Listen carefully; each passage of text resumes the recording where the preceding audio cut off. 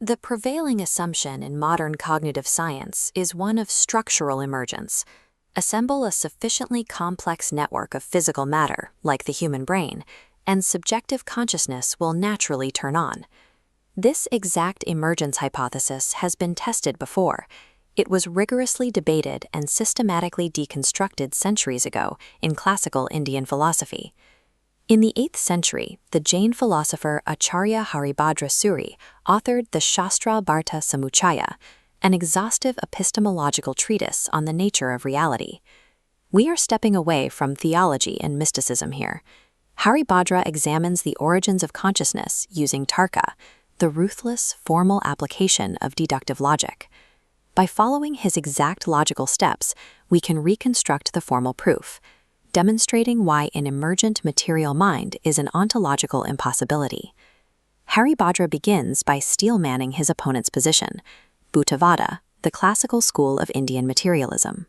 This school posits that the physical elements, earth, water, fire, and air, are the only true constituents of reality. Look at this equation.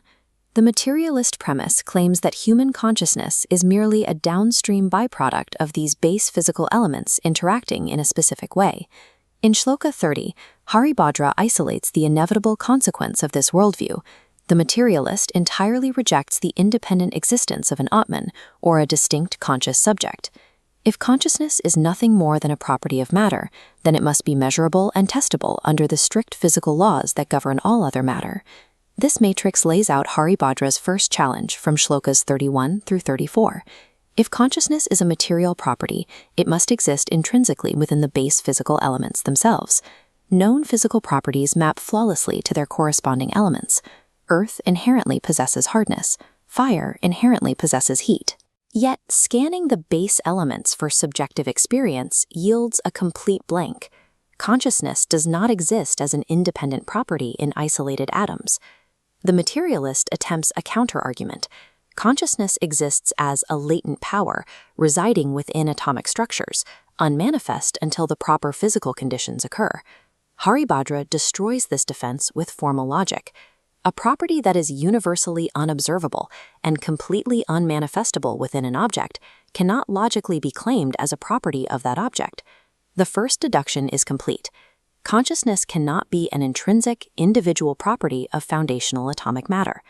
The materialist shifts to a second defense in Shlokas 45 and 46. Individual atoms are not conscious, but when you combine them into complex structural networks, consciousness emerges. To test physical combination, Haribhadra uses a culinary analogy from Shlokas 56 and 57. Take basic cooking ingredients like ghee, jaggery, and spices and combine them. What actually happens during physical combination? The elements simply trade their geometric arrangements. This mechanical reorganization creates new physical readouts, like altered taste or potency. However, the combination scans absolutely zero non-physical properties. Haribhadra points out the mathematical impossibility here. If a single atom possesses zero subjectivity, adding an infinite number of those atoms together still mathematically equals zero subjectivity. Scaling up structural complexity does not bridge the ontological gap. Reorganizing blind matter exclusively produces more complex blind matter. This split-screen model illustrates Haribhadra's ultimate empirical control experiment from Shlokas 65 to 68, the dead body paradox. We isolate the physical variables by comparing the elemental composition of the living body and the deceased body. They are exactly identical. Furthermore, the complex material states, the specific geometric shape, the physical complexion, the stiffness of the tissue, remain perfectly intact in the corpse. This creates an absolute paradox. If a specific material arrangement is the sole cause of consciousness, the structurally identical corpse should be fully conscious. Haribhadra even tests mechanical reintroduction in Shloka 69. Physical air, a mechanical breath, is pumped into the system to restart the physical functions. Replacing the physical functions yields no conscious awakening. Because all physical variables are fully controlled and identical, yet subjective experience is absent in the corpse, consciousness occupies a separate, non-material category.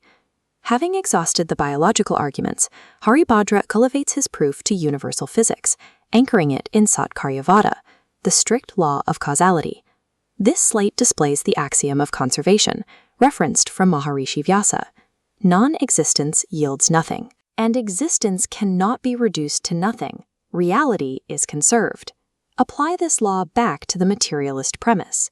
Suggesting that totally non-conscious matter can spontaneously produce a conscious entity out of nowhere violates the absolute law of conservation.